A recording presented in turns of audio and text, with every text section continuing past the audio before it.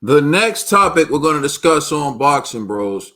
Eddie Hearn wants Jerron Boots Ennis to move up and fight Israil Madrimov or Bohachuk. So the reason we're discussing this is because Matchroom recently lost a purse bid for Jerron Boots Ennis title defense, and we're going to take a look at some of the reports out there. And so the source for this is Jake NDA Box, and it says Karen C's promoter P2M Box Promotions have reportedly won purse bids for the Jerron Boots Ennis IBF mandatory rematch after outbidding Eddie Hearn's Matchroom by around 250,000. Fight is for Ennis IBF World welterweight world title. Unclear if he may now vacate. So you see, Eddie Hearn lost the purse bid to his opponent's promotional company, and so they said they're unclear if Jerron Boots Ennis will vacate. So we're going to take a look at another interview that Eddie Hearn gave from a different source, which kind of indicates that Jerron Boots Ennis will vacate his title. So this source is IFL TV. In the States, Jerron Boots Ennis could now vacate his IBF welterweight world title and move up for his next fight, as Eddie Hearn has said he's reached out to Bohachuk and is also considering Israil Madrimov.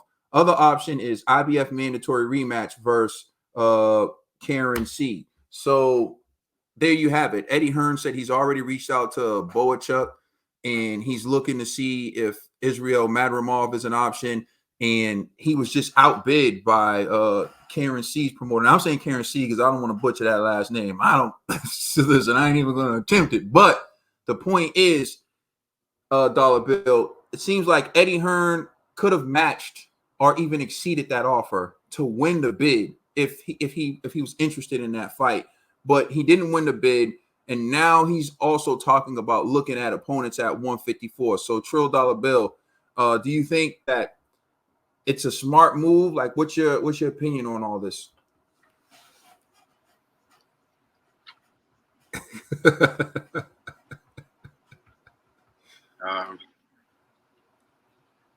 Eddie want to be done with Boots. Eddie want to be done. He just got him. He want to be done with the Boots business. he want to get into sneakers. He's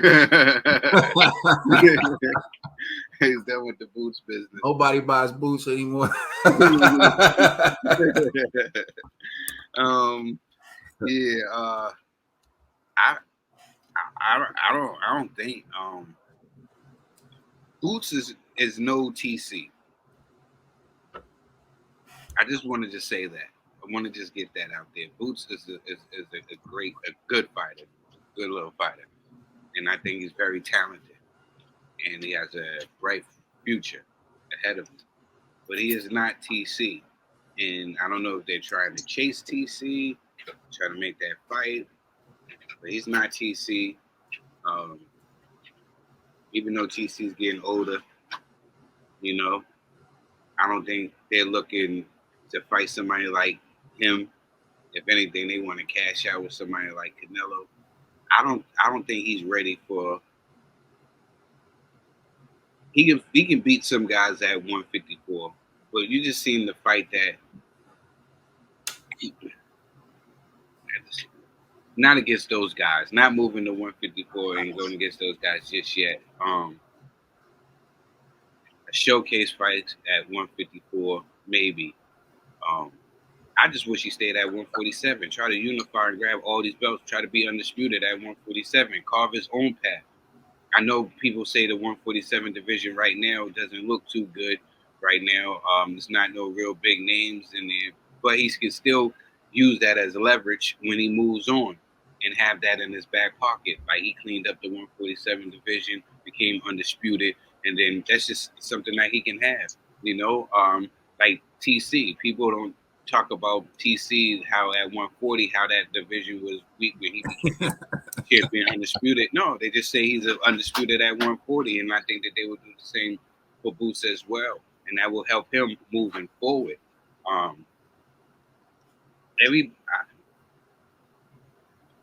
don't get the rush. I get it, but I really don't see the rush. Like, he could make some decent money by collecting these other belts instead of rushing. You can walk to 10 million instead of rushing to running to a million. That's how I feel. You can walk to 10 million instead of running to a million. So last week, very complimentary of Eddie Hearn, I was, because I thought he made all the right decisions. This week, I'm going to be a little bit critical, and I can already hear people saying I'm hating. But why don't you try listening to what I'm about to say first? Because if you actually listen to what I'm about to say, you may find that you agree with me. I am okay with Eddie Hearn not overpaying Brian Norman for the fight. I thought his offer to Brian Norman was fair. I feel like Brian Norman ducked. He had no better options. So I think Eddie made the right decision. I'm with Eddie. You don't want to lose any money. However, losing the purse bid for this fight, the IBF mandatory, to me is a bit sketchy. Why? It was only $225,000 or $250,000. Now, that's not an extreme difference. You mean to tell me that they couldn't have just outbid them by 25,000 or whatever? I personally don't think Eddie Hearn wanted to win that bid, because if the valuation, which is someone's estimate of your company, not actually what the company's worth, but we'll leave that alone for a second. If that valuation is accurate, then 250,000 is a small thing to a giant. So why not pay that and win the purse bid? Unless you want something different, unless you have different plans. And so this is what I'm talking about when I say that the promoter actually runs the show, although people want to act like they don't. Because if the promoter doesn't want to take the loss, the promoter has veto power. And whoever runs the show is the person with veto power. So let's say Eddie wanted Jerome Boots Ennis to move up, and Jerome Boots Ennis wanted to stay at 140. Eddie underbids, bang. Now Jerome Boots Ennis is in a situation where he has the fight on his opponent's promotional company under their banner. He has the fight where they run the show. Or he can fight who Eddie wants him to fight, and Eddie will pay for that fight. And it just so happens that Israil Madrimov is an Eddie Hearn fighter, one who he got to fight TC, one who he was pushing for when he was fighting TC. So now he got Boots, and now he got Madrimov in a fight if they fight each other, and he really doesn't care who wins. Although, if you ask me, I think Eddie Hearn would fancy Madrimov winning over Jerome Boots Ennis, because he likes sneakers. Huh? He likes sneakers. Yeah, we'll call it he likes sneakers. Yeah. I think Eddie Hearn has a preference, but I'm not going to go there for this. That's my personal opinion. I think he has a preference. I think he would prefer Madrimov beat Jerome Boots Ennis, because it fits a narrative that he likes to push, and then everyone will start calling Jerome Boots Ennis hyped up and overrated, although they won't see he was forced to move up quickly and not given the opportunity to fight and dominate his weight class and build his skill. Because although Jerome Boots Ennis is very talented, he hasn't been in competitive fights yet. He hasn't had that experience of being in there with someone who's equally as talented, or someone who is highly skilled in one area that makes a fight extremely difficult for him. And so he hasn't had that experience yet. So the other thing is Bohachuk.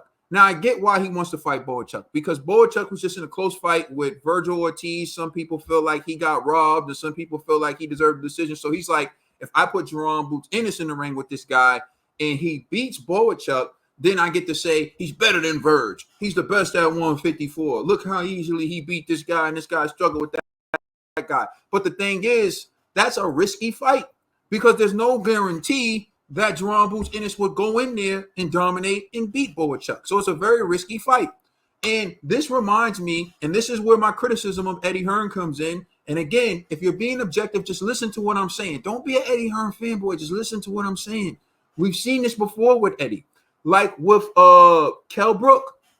When Kell Brook was dominating 147, Kell Brook was a damn good fight at 147. And everyone was talking about how Kell Brook could dominate the 147 pound division, the welterweight division. And Eddie Hearn believed in Kell Brook so much, fanboy so hard for Kell Brook, he let him move up 2 weight classes, skip 154, move up to 160 to fight Triple G. And when he fought Triple G beat the dog snot out of him and broke his orbital bone. Then he moved back down to 147 And due to the damage he took from Triple G, fought Earl Spence another tough fight, and Earl Spence broke his other orbital bone. So then this man had 2 broken orbital bones. And by the time he went to go fight TC, Eddie Hearn was like, I don't want in on the Kell Brook business anymore. I'm sorry. And Kell Brook got destroyed by TC. And then later on, there was videos of him sniffing coke for his troubles. Now, look, I'm not out here. I'm just, everything I said was the truth. Go look it up. This is where Jerron Boots in his team, if he has a manager for real, has to say, well, why didn't you win this bid? Did you really want us to defend that 147?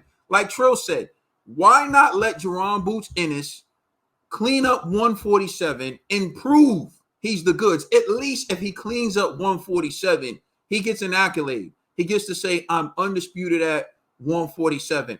I'm moving up to 154. He at least gets some credentials. He at least has something behind him. Let the man establish himself. Let the man build his rep. And this is where I'm, this is what I mean when I say Eddie Hearn kills his stars. This is what I mean by that. Yeah, I get what you're saying. Oh, well, if he's so good, why won't he beat Israil Madrimov?